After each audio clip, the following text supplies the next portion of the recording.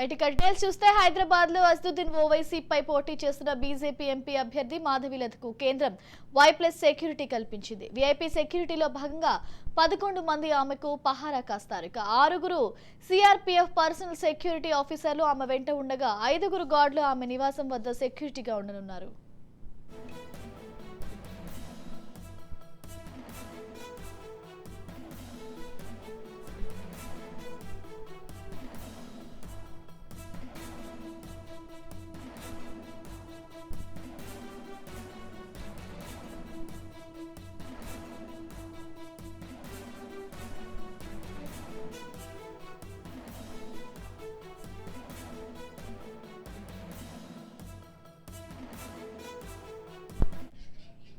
హైదరాబాద్ లో అసదుద్దీన్ ఓవైసీపై పోటీ చేస్తున్న బీజేపీ ఎంపీ అభ్యర్థి మాధవీలతకు కేంద్రం Y+ సెక్యూరిటీ కల్పించింది.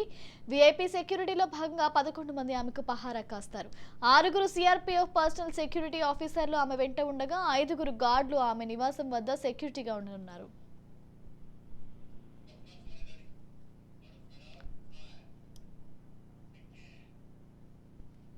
ఓవరాల్ ఇదే అంశానికి సంబంధించి మరింత సమాచారం మా ప్రతినిధి స్వప్న అందిస్తారు. స్వప్న, మనం చూసుకుంటే బీజేపీ ఎంపీ అభ్యర్థిగా పోటీ చేస్తున్న మాధవీలతకు కేంద్రం Y+ సెక్యూరిటీ కల్పిస్తున్నట్లు తెలుస్తుంది. దీనికి వీఐపీ భాగంలో 11 మంది ఆమెకు పహారా కాస్తారన్నట్లు కూడా మనకి సమాచారం అందుతుంది. అసలు దీనికి సంబంధించి అప్డేట్ ఏంటి?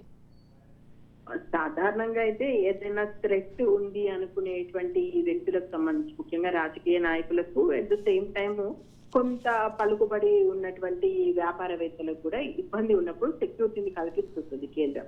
ఇప్పుడు ఏంటంటే మాధవీలత చాలా రిస్కీ జోన్ లో ఉన్నట్టుగా ఆ కేంద్రానికి సంబంధించిన సమాచారం అంది. ఎందుకంటే ఆమె అసదుద్దీన్ మీద పోటీ చేస్తుంది, చాలా సెన్సిటివ్ ఏరియాలో తను తిరగాల్సి వస్తుంది. అట్ ద సేమ్ టైం చాలా అగ్రెసివ్ గా మాట్లాడుతుంది మాధవి. ఎలా అంటే హిందుత్వ భావజాలానికి సంబంధించి కానీ ఆమె మాట్లాడుతున్నటువంటి మాటలు కానీ ఎక్కడైనా ఎవరైనా ఆకతాయిలా లేదా ఎవరైనా ప్లానింగ్ ప్రకారం ఆమె మీద దాడి చేసేటువంటి అవకాశం ఉంది. ఒక మహిళ అలాంటి ఏరియాలో వెళ్ళినప్పుడు ఏదైనా ఇబ్బందికరమైనటువంటి వాతావరణం ఏర్పడితే అందరికీ సమస్యగా మారుతుంది. కాబట్టి Y+ సెక్యూరిటీ అయితే తనకు కేటాయించడం జరిగింది. మొత్తానికి వీఐపీ సెక్యూరిటీలో భాగంగా 11 మంది ఉంటారు. దీంట్లో 6 సిఆర్పీఎఫ్ వాళ్ళు ఉంటారు. వీళ్ళు పర్సనల్ సెక్యూరిటీ అధికారులు ఎప్పుడు ఆమె వింటూ ఉంటుంటారు. మరో 5 మాత్రం గార్డులు ఆమె ఇంటి వద్ద ఉంటారు. అంటే దాదాపు ఇప్పుడు 6 మాత్రం ఆమె ఎక్కడ వెళ్తే అక్కడ ఉంటారు.